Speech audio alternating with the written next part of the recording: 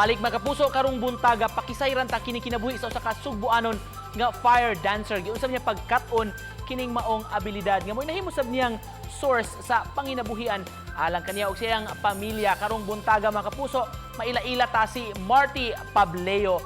Good morning, Sir Marty. Welcome sa programa. Kumusta ka karong buntaga, sir? Good morning, Sir Nico. Okay lang. Okay lang. Kayo. Sir Marty, hisgutan ta kini imong passion sa fire dancing. Kano saan man ka nagsugod ini o kinsa pay nakapaagni nimo nga mag-cut-on og fire dancing? Sir, nagsugod ko ani since 2010. Before practice lang ko kay na-amaze ko nga magtanaw sa katong mga nakahibaw mo fire dance until I found it interesting. So gipadayon kog practice hangtod sa na-master na ko ni. Unsa kadugay imong pagkat-on ini, sir, nga abilidad? Pagbansay gyud mo sa imong kaugalingon. Grabe mga dugay-dugay jud. 6 months ko before ko ni try og fire until dito na nagsugod na. So before sa fire, sir, unsa pa man imong gamiton una? Bola siya, sir, nga gisud sa medyas para mobugat siya para makaspin ka. Unsa may para nimo, Marty, ang pinaka memorable nga experience nimo samtang nag-fire dancing? Most memorable nako, sir, experience nga nako while performing is seeing the crowd being amazed and happy sa akong gibuhat. Because of fire dancing, I met a lot of people who taught me so many things. Asa na ka naabot, sir, sa imong pag-fire dancing, sir? We learn nga naabot na kaglain nga mga probinsya? Yes, naabot na ko og Davao, naabot na ko og Manila, nya naka-appeal na ko og mga TV show contest. Abot na ko Boracay, Palawan. Sa mga bata nga nagtan-aw karon, Marty, unsay pahimangno nimo nila labi na kining pagduwa og kayo? Mga bata, ayaw ninyo buhata without sa guidance sa inyong pamilya. Kaning buhata only professionals lang jud.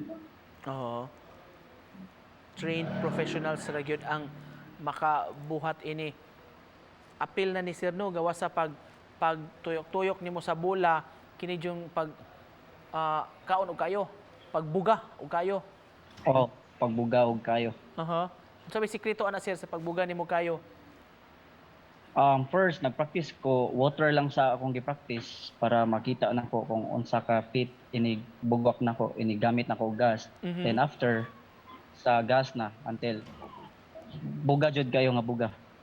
Kutob sa makaya. Sir Marty, unsay dakong natabang kanimo kini imong pag-fire dancing?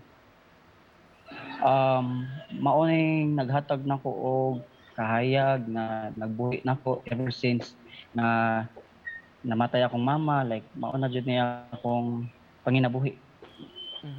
Before sa 1 month makagig me og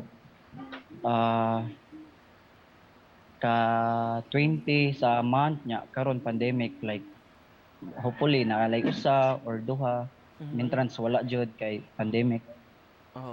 Unya karon, sir, nga nag new normal, so unsa may mga pamaagi ninyo health protocol ana? Di na kay, of course, di man mo moduol po sa audience po. Ano may usay na nga mag-interact mo bali?